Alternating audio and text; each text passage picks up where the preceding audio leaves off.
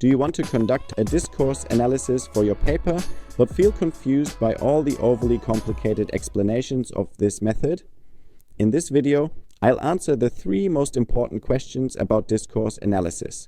What is a discourse and how can it be understood? How do you conduct a discourse analysis step by step? And what are some examples of discourse analysis? By the end of this video, you'll know exactly how to turn your discourse analysis into a well-structured academic paper. And now, without further ado, welcome to Shribe. What is a discourse? To answer this question, there's no avoiding the work of the French philosopher Michel Foucault. Foucault was a fascinating thinker who, alongside many other ideas and theories, significantly developed the concept of discourse. For Foucault, discourse refers to all forms of statements, such as texts, terms, or concepts that circulate within a society and shape public dialogue about a particular topic. Discourse defines not only the language, but also the way society thinks about that topic. From this arise unwritten rules about how the topic is discussed and what might be considered taboo. Ultimately, discourse even determines whether and how actions are taken in relation to that issue. One example from Foucault's early work is the discourse surrounding mental illness, or as he called it, madness. He analyzed when and how society began labeling individuals as insane, and what was considered normal or abnormal behavior. It's shocking to see how little it once took to be deemed insane and excluded from society. Over time, these boundaries have shifted and psychiatric care is no longer relegated to hospital basements.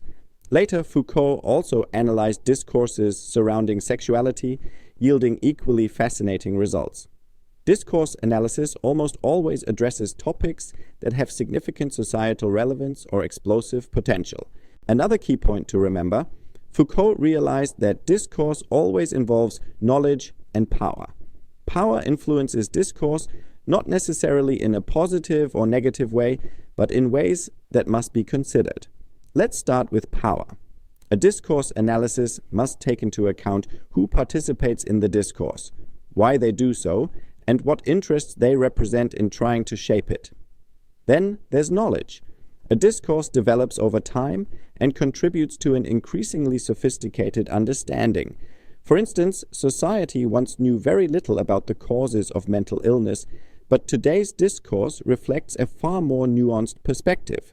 Foucault conducted his discourse analyses through linguistic deconstruction and reconstruction. However, his approach did not result in a reproducible scientific method. To conduct a discourse analysis that meets modern academic standards, we need to look at how this method has been further developed. Let's take a look at discourse analysis as a scientific method. Much like thematic analysis or the grounded theory approach, discourse analysis has been refined and expanded by many scholars. For simplicity, we'll focus on the work of Rainer Keller. Keller's book, The Sociology of Knowledge Approach to Discourse, should be at the top of your reading list if you're planning to conduct a discourse analysis. A discourse analysis isn't some vague or overly abstract process. It follows the same principles as other qualitative methods in empirical social research. In fact, it often uses many of the same components, as we'll see in a moment. Here's Keller's 5-step process. First step: formulating research questions. The research question for a discourse analysis is no different from any other research question. However, it must be framed so that discourse analysis is the logical methodological choice. An example research question could be: how is climate change represented in political discourse in the US? Second step: conducting a literature review. Next, as with any academic paper, you'll need to review the current state of research and engage with key concepts. If you want to take your discourse analysis a step further, you can also develop a theoretical framework. In that case, you'll need to adjust your research question to incorporate the theory into your analysis. An example: how does political discourse on climate change influence public attitudes in fossil fuel-dependent regions of the United States? In this context, the spiral of silence theory could be a useful framework. This theory explains why certain groups refrain from expressing their opinions when they believe they are in the minority. Third step, data sampling. Now it's time to collect your data. For discourse analysis, this typically means documents such as texts or publications that best reflect the public discourse on your topic.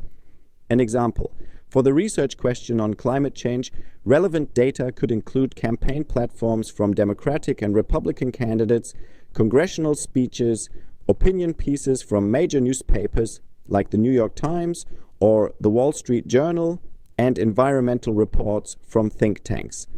The principle of theoretical sampling, which you might recognize from grounded theory, also applies here. Your sample can expand over time. For instance, you could start with a Democratic Party campaign platform and then add a contrasting perspective, such as a Republican Party campaign platform. Depending on your research question, you can iteratively build your dataset to better understand the discourse. Fourth step, coding. When analyzing your data, Keller again draws on grounded theory. He suggests creating categories that summarize and link recurring aspects of the discourse. Write comments and memos, which you can then abstract into broader categories.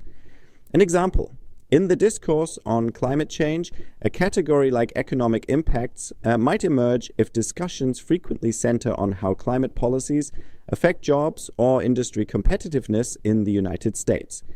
The unique aspect of discourse analysis is that it doesn't focus on individual statements or actors, as is often the case with expert interviews, but rather on how the entirety and polarity of statements and actors interact.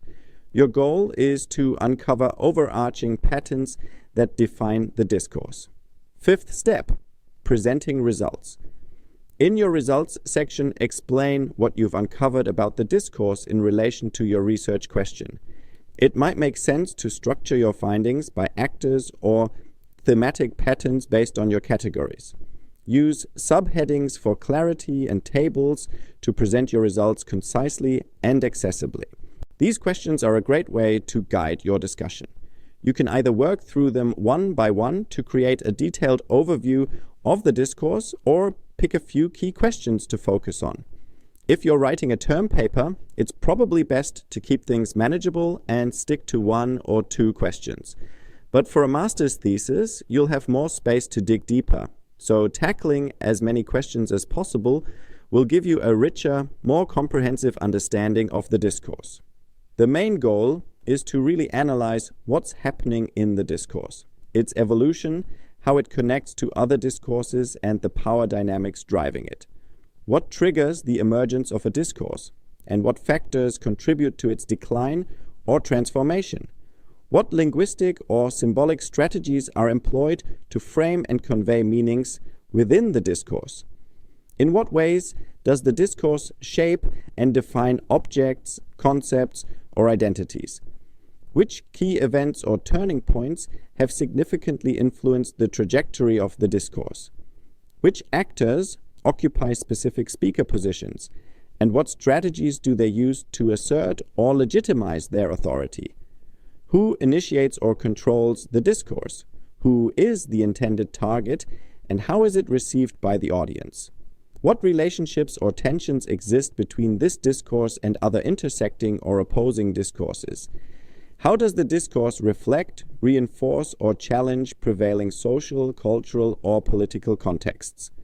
What power effects are produced by the discourse, and how do these effects influence or intersect with societal practices and structures? If the scope of your work allows, try to incorporate as many of these questions as possible into your discussion. Discourse analysis isn't difficult to understand or execute. There's no strict right or wrong, it all depends on how you approach it.